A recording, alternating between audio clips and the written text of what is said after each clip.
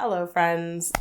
First, let me start out by apologizing for my weird voice. I have a strange cough that I picked up in Seattle. I have a cough anyway that I normally have. It's an asthma cough. And when I was in Seattle, I had an allergic reaction to something. And man, I've had a cough ever since. So it's messing with my voice. But I have no other symptoms, so never fear. Ever since I did the live with Morgan, I've been getting inundated with questions about what I meant by attaching your patterns to freezer paper to make them stronger. So I'm going to go ahead and cut off all of the people right here. Let's just get it out of our systems. You can trace your patterns. Like, absolutely you can do that. It's an option. I'm just showing you another option. I can't be bothered to do that. Like, I cut my patterns. I've been the same size, like, basically my entire adult life. So I am sort of fortunate in that way. And it also meant that I don't have fear about cutting my patterns. I'm not precious about my patterns. I'm not trying to save them for, like, when they're vintage. I don't know. Those 1950s patterns are pretty sweet. I'll give you that. And they are much better than the ones we have now. I wouldn't bother saving the ones we have now. Any patterns you're going to get from an indie seller, like let's just say Truly Victorian or Wearing History or anything like that, you're going to get a real paper pattern anyway. You don't need to do this. But if you get one of those big four patterns, you're going to probably want to do this if you cut your patterns. And what I'm talking about is taking this mess that's flimsy and weird and rips easily and not great. So something more like this, where it's a paper pattern. You still have your pattern that's attached to it, but it has been basically, I mean, you now know. You just iron it down. I'm going to show you how I do this, just so you guys know how I do it. You iron it down to freezer paper. I've accidentally said wax paper in the past. It is not wax paper. Wax paper is wax on both sides. You don't want that. Freezer paper is wax on one side and like paper on the other. And you definitely want wax on one side. The wax is the stuff that is going to adhere this mess to the paper.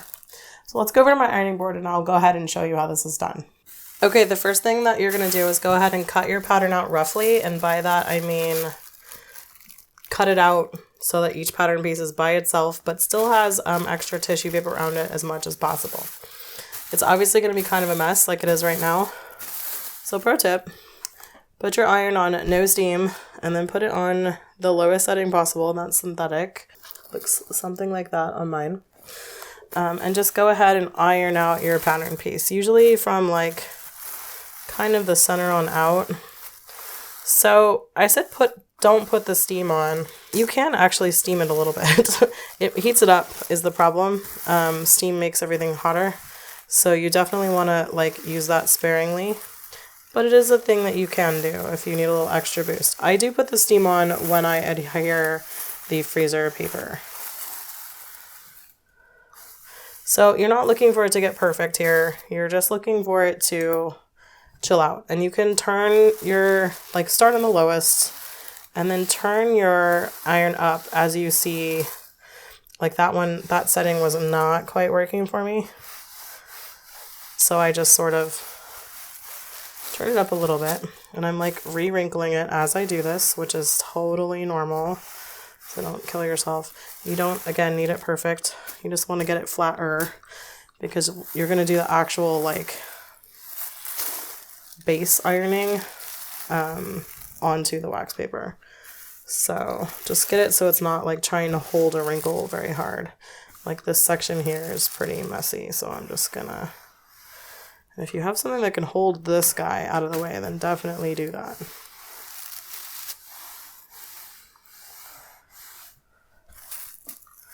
Okay, so I use this freezer paper. Honestly, you can use any freezer paper you want. It's fine. What you want to do is measure out something that is the same length and width as your freezer paper. And in this instance, I'm actually going to get away with this because it's as wide as the freezer paper, so that's actually going to work very well. If you have one where it's too wide for the freezer paper, you can go ahead and just cut it off very straight. So like you can rip it out of this box. It's going to make that weird perforated, edge that you don't love. Go ahead and use scissors to cut it absolutely straight and then cut another piece and you can just abut them underneath and then it's like gluing. So just imagine piecing fabric. It's the same concept except you don't have a seam. So I'm just going to here's your ASMR for the day. Oh, this is exactly how long I needed. How convenient, except this is super rolly. Awesome. Okay, so we're all good. You're looking for this shiny side. You can see the shine on it. That shine is the wax side. That's where you want to be. Go ahead and put your pattern piece on. And if you have fabric weights, especially if it's curly, now's the time. I happen to have these beautiful weights as given to me by the marvelous Marika. So I'm going to go ahead and use those to just hold this down while I get started. Because you're going to start in the middle and work your way out. Make sure your pattern is all the way on the paper. But it doesn't really matter like how much edge room you have, because you're only going to iron up to where the line is, essentially. You want to get over that, but that's it. All right, cool. I'm going to turn my steam on because that's how I roll. Y'all make decisions for your own life. So, when I do this, what I do is go ahead and just start in the middle, and I just wiggle. And eventually, you can kind of see it adhere, like it's adhering right here.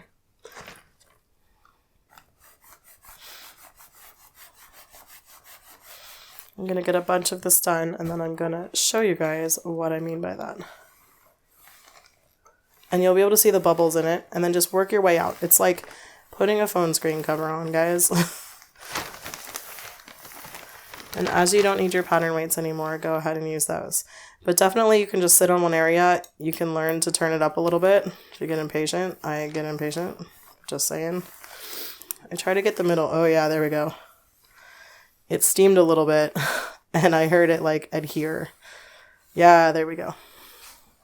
Definitely start low, work your way up, and then work all the bubbles out. Okay, hopefully you can see my camera, and you can see right here where it's been adhered.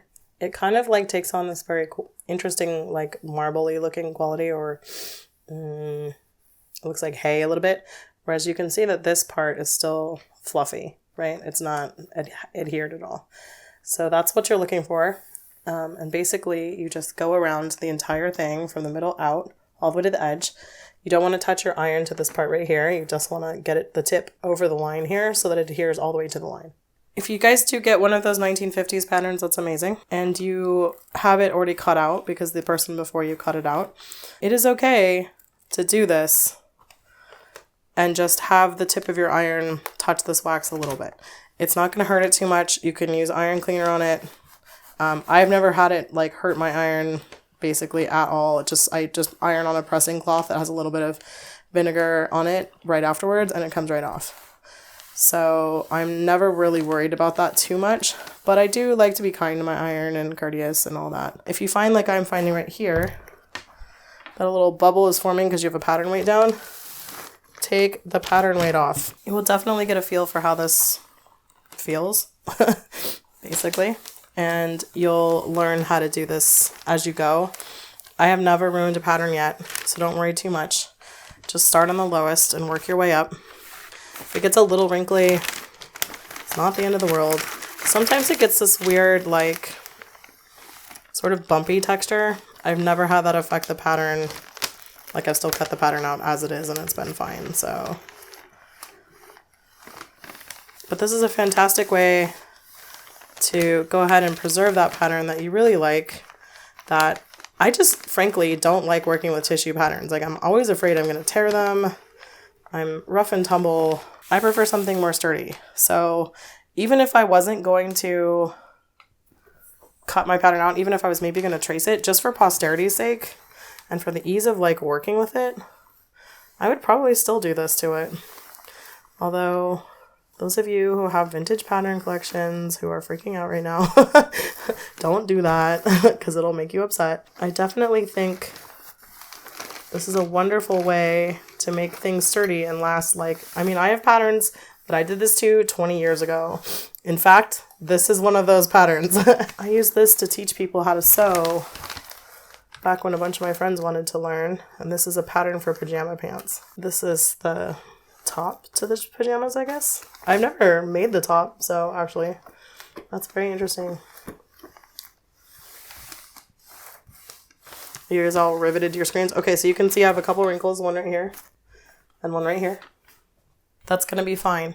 Don't worry about it. It's not a crisis. That's not enough of a matter. You just sort of like draw the line and that wrinkle is so small. You can absolutely avoid that happening by being more careful than I am.